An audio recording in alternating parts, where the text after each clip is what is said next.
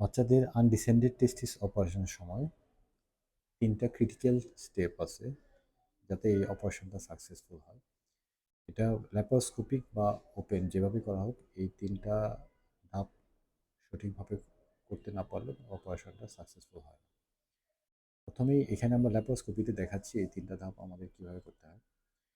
আমরা যেটা জানি যে আনডিসেন্ডেড টেস্টিস থাকলে বাচ্চাদের অবশ্যই হার্নিয়া থাকে। এখানে আমরা এটা যেটা করতেছি যে হার্নিয়ার যে ছিদ্রটা এটা বন্ধ করে দিচ্ছি। টেস্টিস যতক্ষণ অন্ডথলিতে না নামে ততক্ষণ আর এই ছিদ্রটা থেকে যায়।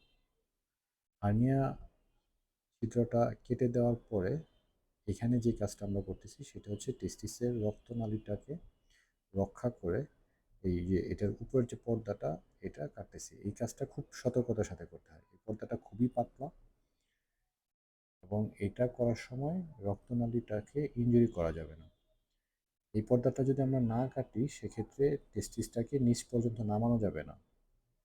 আবার যদি এটা কাটতে যেয়ে আমরা যদি বেশি অসতর্ক হয়ে যাই তাহলে এটার যে রক্তনালীটা আছে সেটা কেটে যাবে এবং রক্তনালীটা কেটে গেলে এই টেস্টিসটা আস্তে আস্তে ছোট হয়ে যাবে বা পচে যাবে।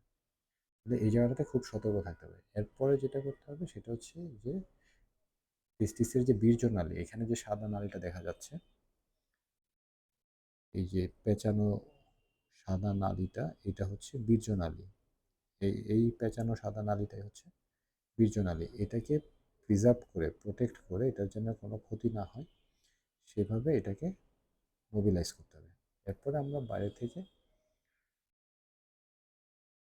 অন্ডকোষ অন্ডথলি থেকে এই যন্ত্রটা ঢোকানোর পরে এটা অন্ডথলিতে টান দিয়ে নিয়ে যায়। এখানে টেস্টিসের রক্তনালী এবং বীর্যনালী অক্ষত আছে। ধন্যবাদ।